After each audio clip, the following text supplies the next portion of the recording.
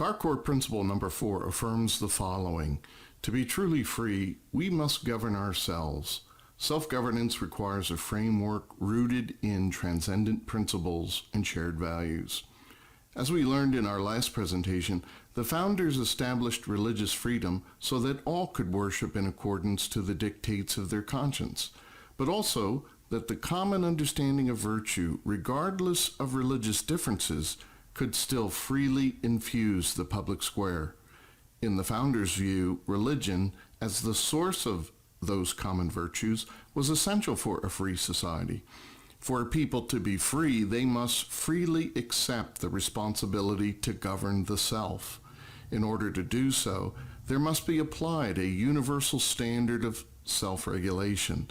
Thus, it was religion providing those underlying virtues that made self-government and freedom possible. That's why it was stated by Benjamin Rush, the only foundation for a republic is to be laid in religion. Without this, there can be no virtue. And without virtue, there can be no liberty. And liberty is the object and life of all republican governments. In fact, it wasn't a notion exclusive to the founders, but was also shared by most Americans of the 18th and 19th century.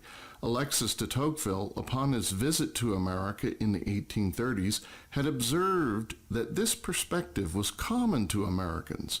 He described it in his later writings. He said, "I stopped the first American whom I met, and I ask him if he believes religion to be useful to the stability of laws and to the good order of society. He answers me without hesitation that a civilized society, but above all a free society, cannot subsist without religion." What were the reasons that had led Americans to this conclusion? We can get a first insight through the words of Thomas Jefferson.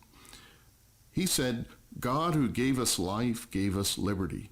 Can the liberties of a nation be secure when we have removed a conviction that these liberties are the gift of God?" The founders had concluded that freedom was not bestowed to the individual by any earthly power. Freedom was an inherent state that God had endowed to every individual. It was essential to our humanity. Probably the two most important influences that had shaped the founders' idea about liberty were, firstly, the sacred biblical teachings of their own faith tradition, and secondly were the ideas of John Locke, the renowned Enlightenment philosopher. Locke had put forth the notion that liberty was inherent within the natural law of God, and thus no earthly power, be it a king, a despot, a legislative body, could dispute the freedom of the individual. We are endowed with freedom via the laws of nature and of nature's God. Locke had said, "The natural liberty of man is to be free from any superior power on earth, and not to be under the will or legislative authority of man, but to have only the law of nature as his rule." As students of the Bible, the founders no doubt had discovered its similar themes and universal principles regarding the notion of liberty. Now the Lord is that Spirit, and where the Spirit of the Lord is, there is liberty. In this regard, God and liberty were one and inseparable. This is why Jefferson had so identified freedom as the gift of God, or later, as Abraham Lincoln would describe it, a longing that God had placed within each person. He said, "Our reliance is in the love of liberty, which God has planted in our bosoms." But liberty also required a people to practice living in freedom in a responsible manner. Liberty could be lost or abused if not handled properly. As Locke had mentioned, liberty was to be exercised in accordance to natural law. Likewise, the Bible made reference to a governing law of liberty. "So speak ye, and so do, as they shall be judged by the law of liberty."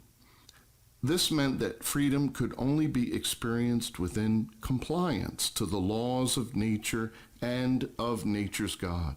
Freedom was not functional for a do-as-I-please mindset. Freedom required adherence to prescribed universal principles. In the Virginia Declaration of Rights, which was thought to have been of great influence in authoring the Declaration of Independence and the Bill of Rights, this principle was clearly stated in Article 15, that no free government or blessings of liberty can be preserved to any people but by firm adherence to justice, moderation, temperance, frugality, and virtue, and by frequent recurrence to fundamental principles. Self-governance means achieving a balance between our spirit and physical values. To achieve that balance is the responsibility of each individual who seeks true freedom.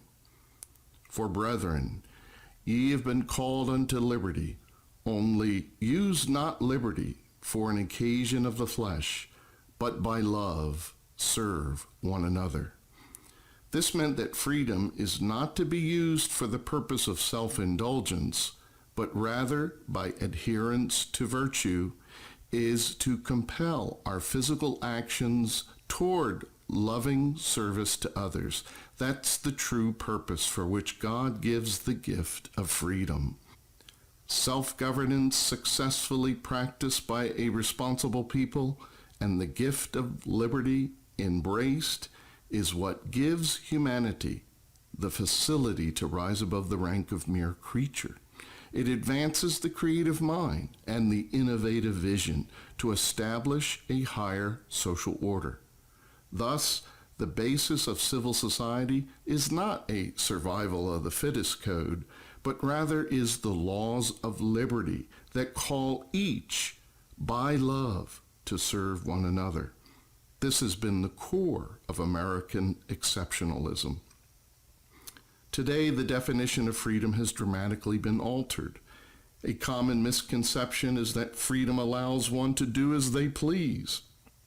This misconception was well encapsulated in the unfortunate popular counterculture phrase, "If it feels good, do it." It is this faulty idea of freedom that rejects the proposition that timeless principles are essential to guide our choice of behavior. Instead, each individual is left to his own designs to formulate a concept of what is right and wrong in accordance with transient notions of the day and with their own self-interests. Typically, when a society succumbs to that path, the consensus on transcendent values that had held the society together comes unraveled. Without a common vision anchored in universal principles, every faction is left to pursue its own agenda, pitting one group against the other. Self-indulgence and ultimately self-destruction are its end.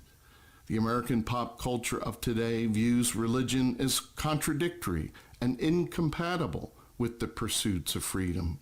Today, the idea of virtue rooted in religious faith is seen as a deterrent to freedom and is to be deemed nothing more than antiquated superstitions giving rise to phobias that should be discarded. Today, freedom is defined differently than the freedom that our founding ideals had promoted in concert with traditional religious faith. Freedom today has been altered to mean being free from virtue, being free from the laws of nature and of nature's God, being free from the self-evident truths endowed to us by the Creator of all. The new freedom means that all desires should be unfettered. In practice, it manifests as a celebration of self-indulgence, a lifestyle of hedonism. It invades the public square, promoted by corporate interest, the media, and the entertainment industry. And it is the social norm of the modern popular culture that presumes a moral superiority over timeless self-evident truths.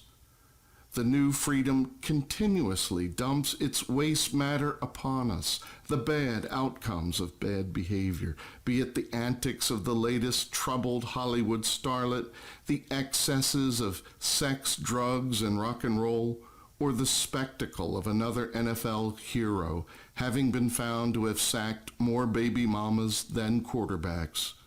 It is destroying our nation and our hopes for the future, especially for our youth. In recent years, as society has become more secular and contrary to the social compact upon which the nation was founded, it has been the faith community environment protected by the First Amendment, which still stood as a refuge for its respective congregants. It has served as a protecting rampart against the encroachment of popular culture.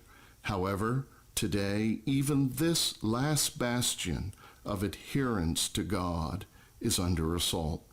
Today, for the first time in our history, standing true to the conscience and to the mandates of one's own sacred teachings are deemed to be socially inappropriate.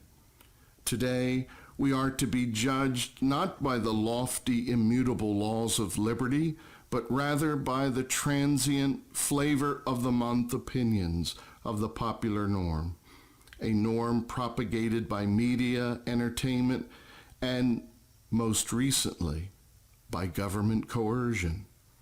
In Europe and Canada, clergy today find themselves under a thickening cloud of civil and legal recriminations as their sermons are analyzed word by word for evidence of hate speech. It is a harbinger of things soon to come our way. The raging fires of secular progressivism have now reached the outskirts of our camp. Dr. Martin Luther King Jr. had already implored us years ago. He said it was time for the people of faith to recapture our prophetic zeal, and with the timeless principles at the bedrock of our faith, stand together, revive our national conscience, and proclaim a rebirth of true freedom. We must renew the social compact upon which the protection of divine providence resides. The founders rightly concluded that a truly free people must have the wherewithal to govern the self. Thus, the only true instrument of self-government was the virtue that sprang forth from religious faith. John Adams had noted, "It is religion and morality alone which can establish the principles upon which freedom can securely stand. The only foundation for a free constitution is pure virtue." For this reason, we uphold CAR Core Principle number 4. To be truly free, we must govern ourselves. Self-governance requires a framework rooted in transcendent principles and shared values. It is this alone that will keep tyranny at bay. Thank you so much for your kind attention. I hope that this has been an inspiration for you. Have a great meeting and a great day.